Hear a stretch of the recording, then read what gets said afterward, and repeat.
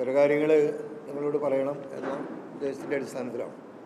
ഇപ്പോൾ അബ്ദുൽ ഖാദറുണ്ട്, നിങ്ങൾക്കറിയാം, LDFൻ്റെ ജില്ലാ കൺവീനറാണ്, CPMൻ്റെ തൃശ്ശൂർ ജില്ലാ സെക്രട്ടേറിയറ്റ് അംഗമാണ്. അതിൽ ഇന്ന് മാധ്യമങ്ങൾ, പ്രത്യേകിച്ച് നമ്മുടെ പത്രങ്ങളെല്ലാം വലിയ നിലയിൽ നമുക്കെതിരായിട്ടുള്ള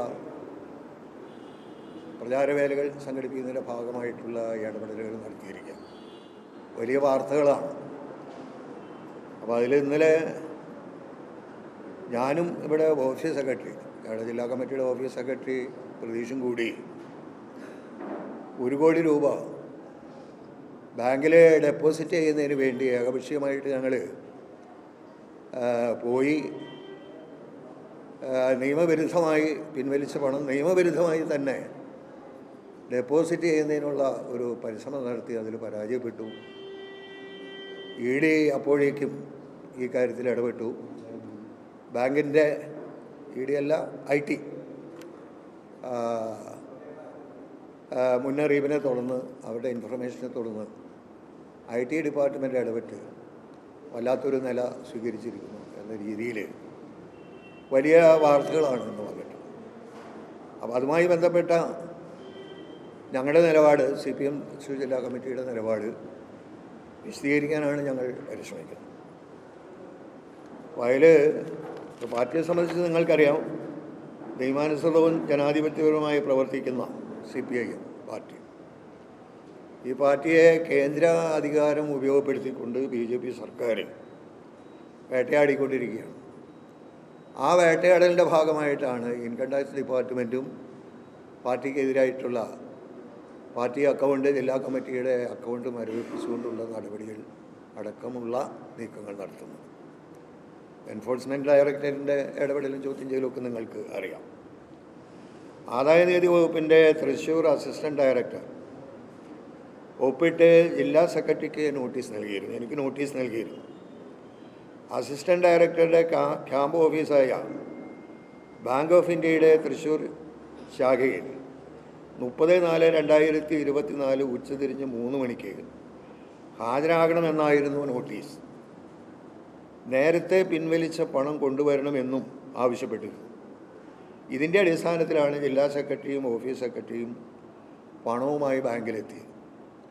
ഇന്നലെ അവരുടെ രേഖാമൂലമുള്ള നോട്ടീസിൻ്റെ അടിസ്ഥാനത്തിലാണ് ബാങ്കിലേക്ക് ചെല്ലാൻ ഇവർ ആവശ്യപ്പെടുകയാണ് ചെയ്തത്.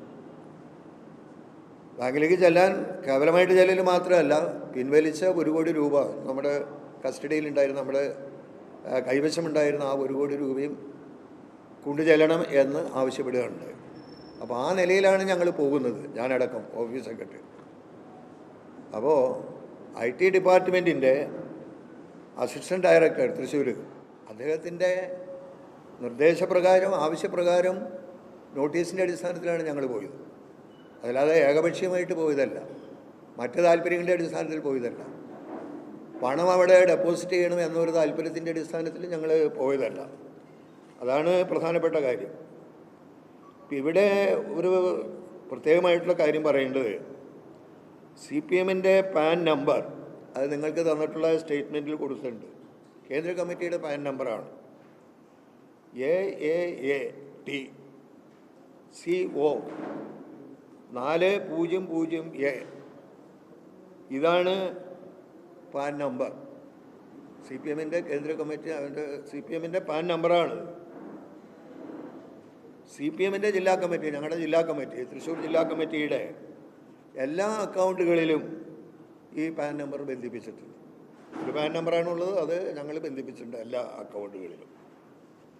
എന്നാൽ ഇവിടെ ഒരു പ്രശ്നം എന്താണെന്ന് വെച്ചാൽ, ബാങ്ക് ഓഫ് ഇന്ത്യ അവരുടെ തൃശ്ശൂർ ശാഖയിലുള്ള അക്കൗണ്ടുകൾ ബാങ്കിൻ്റെ വീഴ്ച കൊണ്ട്, അവരുടെ വീഴ്ച കൊണ്ട് ഈ നമ്പർ തെറ്റായി എൻ്റർ ചെയ്യപ്പെട്ടു. ബാങ്കാണ് അതിന് 100% ഉത്തരവാദി. അതിങ്ങനെയാണ് സംഭവിച്ചത്. AAATCO 400A എന്നതിന് പകരം നാലാമത്തെ അക്ഷരമായിട്ടുള്ള നാലാമത്തെ ആൽഫബറ്റ് അക്ഷരം T എന്നത് T ആണ്. അത് J എന്നാണ് രേഖപ്പെടുത്തിയത്. രേഖപ്പെടുത്തിയത് ബാങ്കാണ്, ബാങ്ക് ഓഫ് ഇന്ത്യയാണ്. അപ്പോൾ അത് യഥാർത്ഥത്തിൽ അവർക്ക് പറ്റിയ ഒരു കരുതിക്കൂട്ടി എന്നൊന്നും ഞങ്ങൾ പറയുന്നില്ല, ഇവർക്ക് പറ്റിയ ഒരു മിസ്റ്റേക്കാണത്.